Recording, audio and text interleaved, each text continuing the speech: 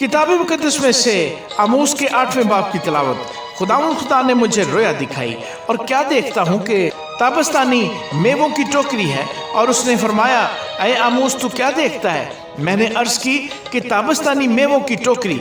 तब खुदा ने मुझे फरमाया कि मेरी कौम इसराइल का वक्त आ पहुंचा है, अब मैं उससे दरगुजर न करूंगा और उस वक्त मकदस के नग में नोहे हो जाएंगे। खुदा फरमाता है, बहुत सी लाशें पड़ी होंगी, वो चुपके उनको हर जगह निकाल फेंकेंगे।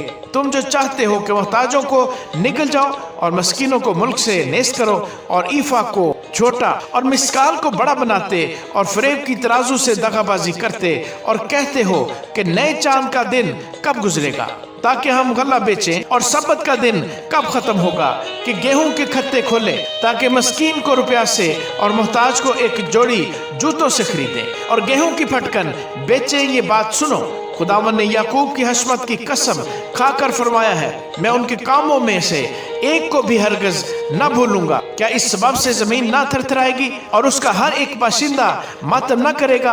हाँ, वो बिल्कुल दरियाए नील की तरह उठेगी और रोदे मिस्र की तरह फैलकर फिर सुकड़ जाएगी। और खुदा फरमाता है, उस रोज आफताब दोपहर ही को गरूब हो जाएगा और मैं रोजे रोशन ही में जमीन को तारीक कर दूंगा। तुम्हारी ईदों को मातम से और तुम्हारे नगमों को नोहों से बदल दूंगा और हर एक की कमर पर टाट बंधवाऊंगा और हर एक के सर पर चंदलापन भेजूंगा और ऐसा मातम बर्पा करूंगा जैसा इकलौते बेटे पर होता है और उसका अंजाम रोजे तल्ख सा होगा।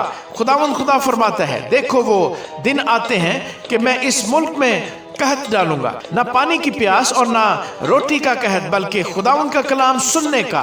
तब लोग समंदर से समंदर तक और शिमाल से मशरिक तक भटकते फिरेंगे और खुदावन के कलाम की तलाश में इधर उधर दौड़ेंगे लेकिन कहीं ना पाएंगे। और उस रोज हसीन कुंवारियां और जवान मर्द प्यास से बेताब हो जाएंगे जो सामरिया के बुत की कसम खाते हैं और कहते हैं, ऐ दान तेरे माबूद की कसम और बीर सबा के तरीक की कसम। वो गिर जाएंगे और फिर हरगिज न उठेंगे। आमीन।